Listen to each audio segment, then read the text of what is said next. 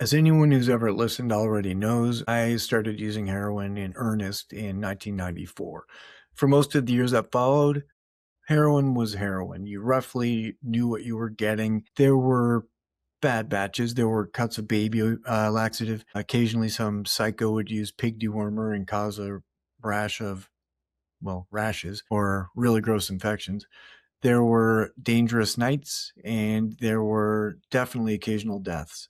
Heroin as a product had a relatively predictable range. You developed a tolerance, you knew your dose, and you managed. Poorly, but you managed. Then around 2016, something changed gradually, almost imperceptibly at first. The heroin stopped being heroin. I'd use my normal amount and it would hit differently. Too fast, too hard. A batch that seemed identical to what I'd used the day before would drop me. The next one would barely get me well. The consistency was gone, and so was the reliable color. It was purple now or red sometimes.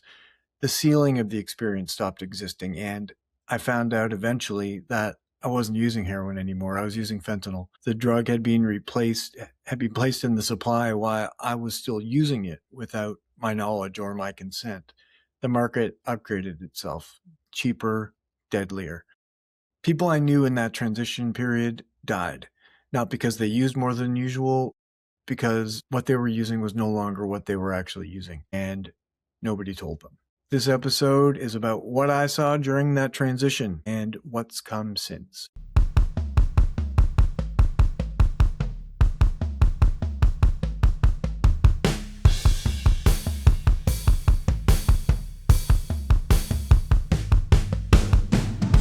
Welcome back to the Loudness McGeevil Symposium.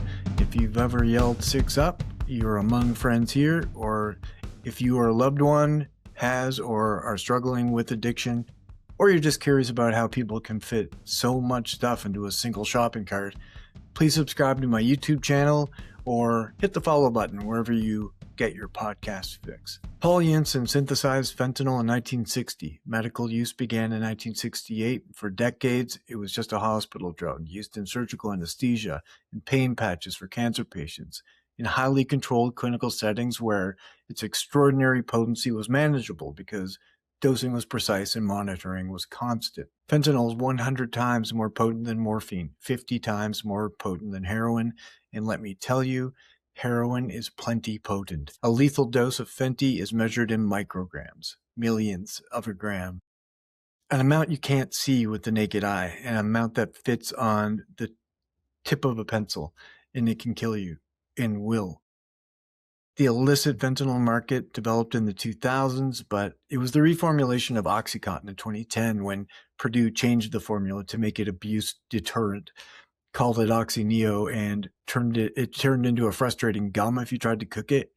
That's what really accelerated the shift. People dependent on prescription opioids moved to heroin because the doctors who got them hooked wouldn't help them anymore.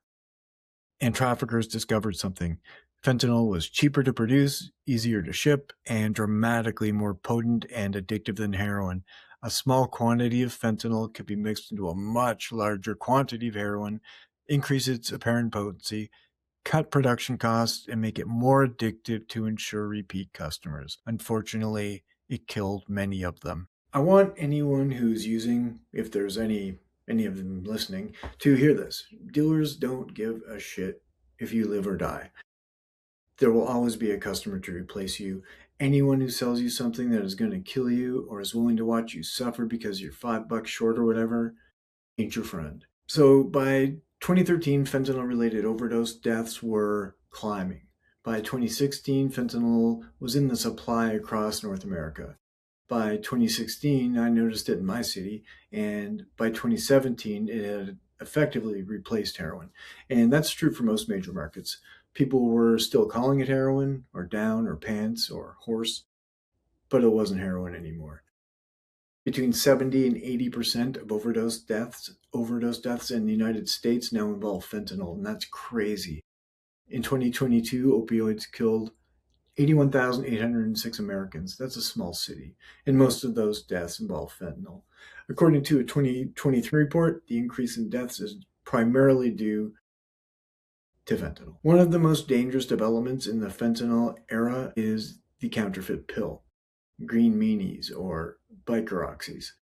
Illicitly manufactured fentanyl is now being pressed into pills that look exactly like legitimate pharmaceutical opioids, particularly the light blue 30 milligram oxycodone tablets that known as M30s, named for the in the 30 stamped on them by the actual manufacturer.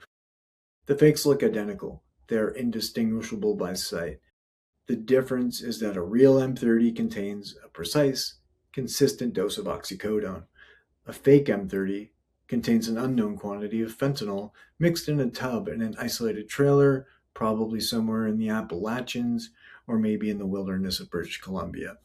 And because fentanyl is mixed into pill binders in quantities too small for even distribution, the concentration varies from pill to pill. One pill in a batch can contain a lethal dose, another next to nothing. The only way to find out is to take it or inject it. This is the hotspot problem. Fentanyl unevenly distributed through a mixture so that random pills or portions of a batch are far more potent than others. It is why people who've been using the same product for weeks suddenly find themselves dying. Not because they used more, because they got a hotspot, which is not to be confused with a hot shot. A hot shot is an intentionally fatal injection given by an intentionally homicidal dealer, scorned partner, rival gang member, or someone who just thinks you're a squid. The DEA has seized fake M30 pills in every state and province. The RCMP seized 130,000 green meanies in Edmonton in 2017, and in April 2026, 400,000 doses in a BC bust. It ain't slowing down. Adolescents and young people who have no opioid tolerance, who take one pill at a party, thinking it's something they can handle, are dying from this. And these are not people with addiction histories. They're people who made one decision and got the wrong pill, or bought coke or weed and it was laced intentionally or incidentally. It doesn't matter. Here's something that should scare the hell out of you. If fentanyl is 100 times stronger than morphine, carfentanil is 100 times stronger than fentanyl. So 10,000 times stronger than morphine. The first time someone gave it to me, I thought I was melting into the floor, and I could hear a disembodied voice telling me it would roll me up in a carpet and hide me out back if I didn't snap out of it. Bad drugs equal bad people. That's street arithmetic. Carfentanil is used to tranquilize large animals, like really large animals, elephants, rhinoceroses big. It's been detected in the illicit drug supply intermittently since 2016, appearing in overdose deaths across North America. In 2017, it caused spikes in overdose deaths in several cities across Canada and the US. Here's a fun fact about carfentanil. Russian special forces are believed to have used a carfentanil derivative in the 2002 Moscow theater hostage crisis. The gas used to incapacitate the hostage takers also killed approximately 130 of the 850 hostages. Because that's what carfentanil does in an uncontrolled setting. It kills indiscriminately. In 2024, it appeared in Philadelphia's drug supply mixed with regular fentanyl, xylazine, and other compounds. Xylazine is known as trank or trank dope, or zombie dope, has been showing up in Canadian drugs since at least 2001, but it became a huge problem in Philadelphia. That's kind of the epicenter of the crisis now. But it's spread in all directions and over the border, so both countries are having to combat it now. It is a veterinary sedative and a muscle relaxant used in large farm animals. It's not an opioid. It has never been approved for human use. It is now found mixed in with fentanyl in 48 of 50 US states. Why is it there? Because it's cheap. It extends and deepens the sedation that fentanyl produces, and it makes the product feel more potent to users. Drug traffickers add it for the same reason they did anything. It makes the product cheaper to produce and more appealing to buy. What xylazine does to the human body is something that would have sounded like science fiction to me in the 1990s. It causes profound sedation. Users can be unconscious for hours, during which time they are completely vulnerable. It causes blood pressure and heart rate to drop to dangerous levels. And in people who inject it, it produces something that has no good analog in the opioid literature: severe rotting wounds, open sores that can spread rapidly across limbs, that turn black and necrotic, that can require amputation, wounds that do not respond to normal wound care because xylazine appears to interfere with blood flow in the body's healing response. The mechanism causing the wounds isn't fully understood, but the results are. And there's an additional critical problem with xylazine because it's not an opioid. Naloxone, or Narcan, does not reverse its effects. It can't reverse its effects. It has no effect on anything other than opiates. If someone overdoses on a fentanyl xylazine mixture and the xylazine is the primary driver of their respiratory depression, Narcan may not save them. The tool that has saved my life and countless others in the opioid era now has a ceiling with tranq dope. It's almost to the point where the drugs will do nothing but kill. I mean, how potent does it need to be? It isn't even an escape anymore. The drugs are the cause of the anxiety and the physical traumas now. We need drugs to treat the side effects of our recreational drugs. And there's one last drug proliferating through the supply that I would like to mention. Nitazenes are a class of synthetic opioids first developed in the 50s by academic chemists looking to create opioids without using the poppy plant. They did find compounds that bind powerfully to the opioid receptors in your brain, but the potency was so extreme and the therapeutic window so narrow that they were never brought to market, meaning they're too strong to be useful medications. So the formula sat in the scientific literature until 50 years later when illicit chemists found the formulas thanks to the internet. The most common nitazenes found in the street supply are 20 to 40 times more potent than fentanyl. They appeared in North American drug supplies in late 2019 and early to 2020. W18 is the only one I've ever come across. They've been detected in overdose deaths in Philadelphia, Chicago, Tennessee, and across both the US and Canada. They are frequently found mixed with fentanyl, xylazine, and benzos, a combination so sedating that multiple doses of naloxone may be required to reverse the overdose, if it will work at all. Like all of the other cuts I've been talking about, people don't know that they're there. There are fentanyl test strips that are now widely available and legal in Canada and most states. Nitazene test strips are rare and not widely distributed, so someone can test the supply for fentanyl, get a result that seems manageable, and still be using a product that contains a compound 40 times more potent than what they've tested for.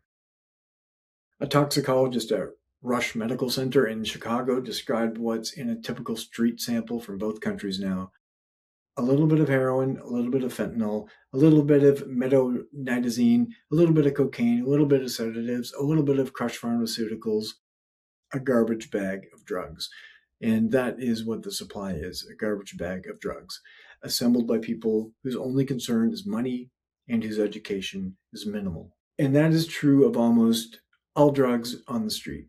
Meth was cut with all the same things. Coke was, heroin was, weed gets cut with them to make it seem more potent and to be more addictive, so they will keep coming back to the dealer. These drugs are in the street supply of the drugs your kids might be experimenting with this weekend, and your kids don't know, or they think it won't happen to them.